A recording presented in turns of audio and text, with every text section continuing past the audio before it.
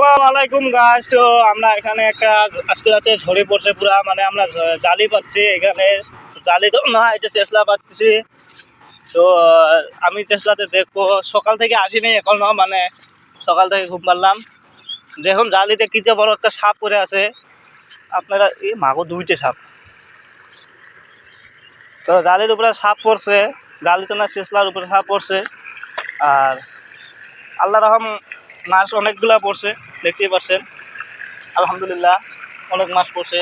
আর মাছ এখানে দৌড়ে দৌড়ে পুরা করতে আসে, দেখতেই পাচ্ছেন। মানে আপনারা যেহেতু দেখতেই পাচ্ছেন কীরকম, মানে মানে মানে মানে এই জায়গায় পুরা মাছ আপনারা দেখতে পাচ্ছেন।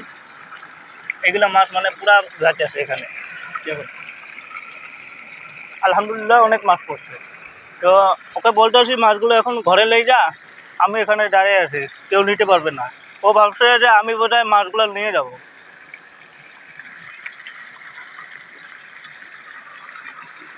তো বন্ধুরা, আমার ভিডিওটা যদি আপনাদের কাছে অল্প ভালো লাগে তো শেয়ার করবেন। এমন এমন নতুন নতুন ভিডিও পাওয়ার জন্য আমার চ্যানেলটিকে সাবস্ক্রাইব করে আমার পাশে থাকবেন। আজকের জন্য কথা হাফেজ। দেখতেই পাচ্ছেন কীরকম মাছ।